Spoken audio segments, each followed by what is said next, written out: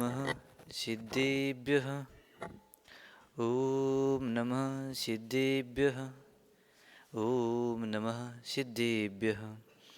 सरस्वती नमस्तुभ्यं वरदे कामरूपिणे विद्यारम्भं करिष्यामि सिद्धिर्भवतु मे सदा शांतिर्भवतु मे सदा रुद्धिर्भवतु मे सदा। जय बोलो देवादेव मूलनाथ श्री आदिनाथ भगवान की, अनंतानंत सिद्ध परमेष्ठी भगवान की, चारित्र चक्रवर्ती प्रतिमाचार्य शांति सागर जीवनी महाराज की, संत शिरोमणी आचार्य गुरु विद्यासागर जीवनी महाराज की, आचार्य गुरु सन्मति सागर जीवनी महाराज की, आचार्य गुरु शीतल सागर जीवनी महाराज की, मम दीक्षा गुरु आचार्य गुरु चंद्रप्रभ सागर जीवनी महाराज की, वीर सागर मुनि महाराज की, समस्त मुनि संघ की।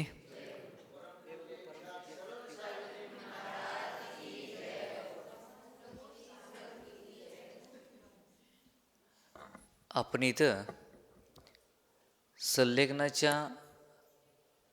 साधनारत सुरतमती माताजींची साधना पाहत आहात आणि ह्या साधनेमध्ये जो मन वचन कायपूर्वक कृतकार्यित अनुमोदना याच्यापूर्वक सेवा करतो, अनुमोदना करतो, त्याला भरपूर पुण्याचा लाभ होतो. आणि ह्या संलेखनाच्या निमित्तानं जो याच्यामध्ये सहभागी होऊन याच्यात प्रयत्न करतो, काही जण प्रत्यक्षमध्ये प्रयत्न करत आहेत, सहयोग करत आहेत, काही जण परोक्षमध्ये प्रयत्न करत आहेत. मनवचन काय किंवा धनाच्या अपेक्षेनं, सर्व अपेक्षेनं जे काही इथं मदत करत आहेत त्यांना पुण्याचा लाभ तर होतच आहे. आणि हे पुण्य आपल्याला ह्याच भावात मिळेल काय नाही माहिती नाही, परंतु एक कालांतरानं आपल्याला हे पुण्याचा लाभ होतोच. जसं जीवनधर कुमाराने एका कुत्र्याला नमोकार मंत्र सांगितले, मरणासन्न असलेल्या कुत्र्याला नमोकार मंत्र सांगितल्यानंतर त्या नमोकार मंत्राच्या शांत परिणामाला होऊन तो जीव देवगतीला प्राप्त झाला. आणि ज्यावेळी जवंदर कुमाराला संकट आले त्यावेळी जीवनधर कुमाराने नमोकार मंत्राचे स्मरण केल्यानंतर संकटावेळेला त्यावेळेला तो जीव जीवनधर कुमाराला येऊन मदत केला. तसंच अनेक ठिकाणी असे घटना मिळतात पाहायला. रामायणामध्ये पाहायला गेलं तर रामाने एका जटायू पक्षीला, मरणासन असणाऱ्या जटायू पक्षीला नमोकार मंत्राचं स्मरण करून त्यांचं शांत परिणाम केले. आणि त्या शांत परिणामाच्या आणि नमोकार मंत्राच्या प्रभावाने तो जीव देव झाला. आता रामायण तुम्ही आधी पाहिलाच असला टी व्हीच्या माध्यमातून, प्रत्यक्ष नाही, टी व्हीच्या माध्यमातून किंवा वाचन आधी स्वाध्यायाच्या माध्यमातून केला असेल.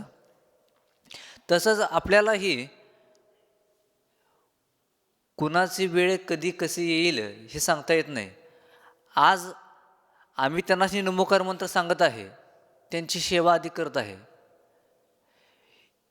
याचं कारण त्यांनीही आम्हाला कुठल्या ना कुठल्याच्या भावामध्ये नमोकार मंत्र आम्हाला किंवा धर्माचं उपदेश आधी दिले असतील किंवा सहयोग केले असतील.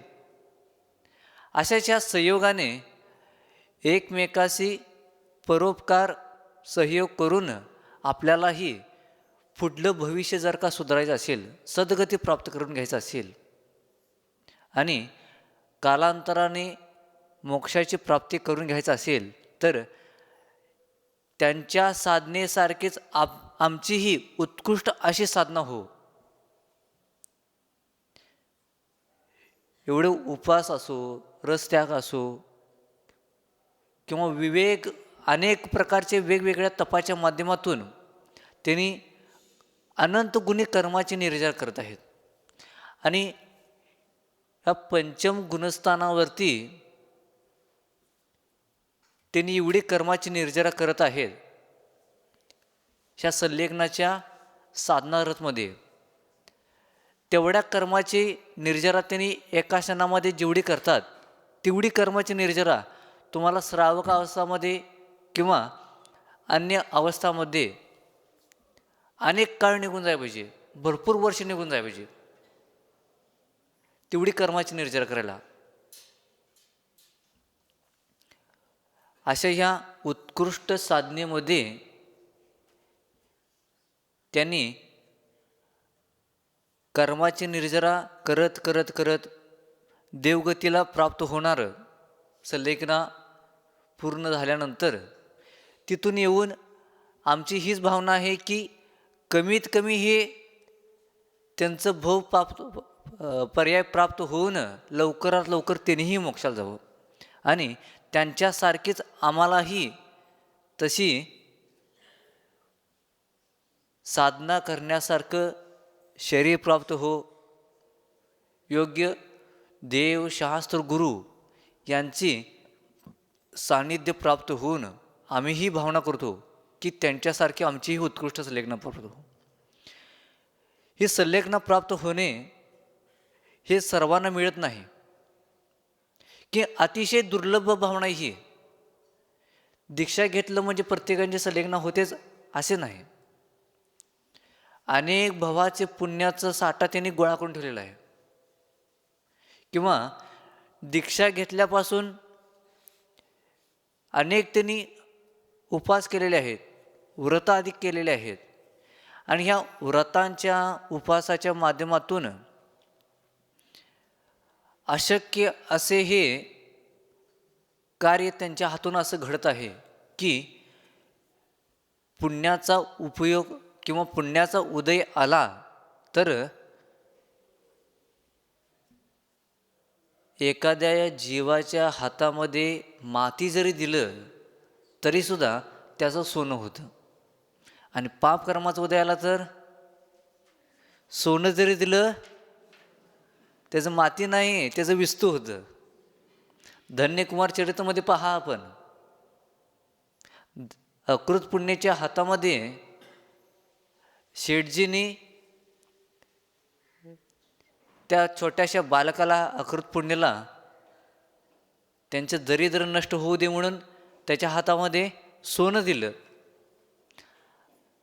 अपोर बालक हा अज्ञानी, त्याला काही समजलं नाही. जे शेठजीने दिले ते त्यांनी घेतले, परंतु ह्या बालकाचा एवढं पाप कर्माचा उदय होता की हातामध्ये ठेवल्या ठेवल्या त्याचं विस्तूमध्ये परिवर्तन झालं. तो बालक लगेच जागेवर टाकून दिला आणि परत उलटं म्हणू लागला, छोटासा बालक हा, की मला मदत करा, तुम्ही हे माझ्या हातामध्ये विस्तू का ठेवला आहे.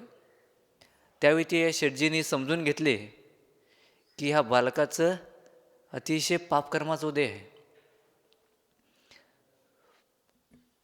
त्या शेठजीने परत पुन्हा त्याला सांगितले की ते शेतामध्ये धान्य काढायचं चालू आहे, तुला जेवढं उचलेल तेवढं तू इथून धान्य घेऊन जा.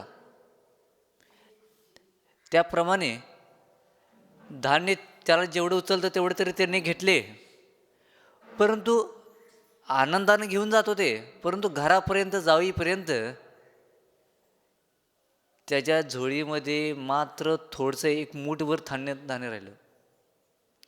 जसं पापकर्माच्या उदयामुळं सर्व काही टिकत नाही, नष्ट होत जातं, तसंच पुण्यकर्माच्या उदयामध्ये तो जीव धन्यकुमार ह्या पर्यायामध्ये आल्यानंतर, जन्म झाल्यानंतर त्याच्या पोटातील जे घाण आहे, जन्म झाल्यानंतर आईच्या गर्भातून जे मल आधी निघतं ते पुरायला गेल्यानंतर तिथं धनसंपत्ती सापडली.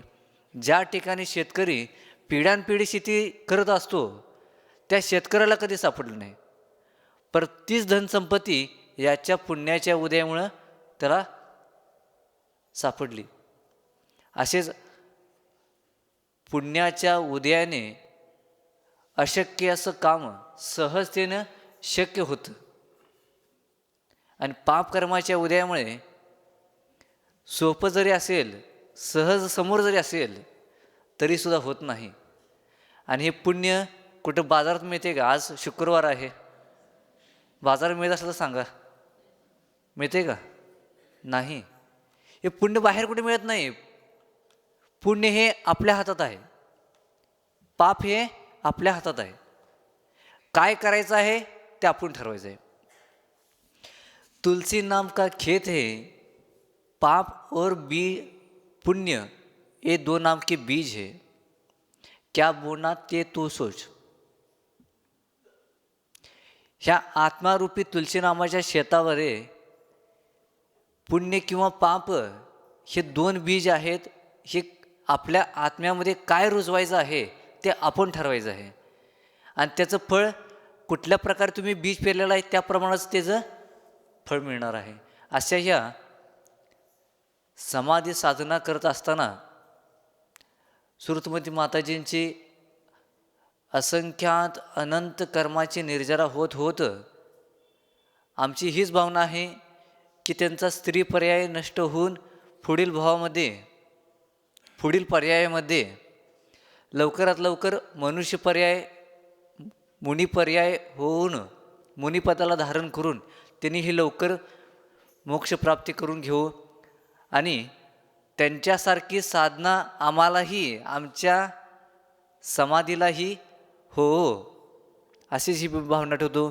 जय बोलो आदिनाथ भगवान की.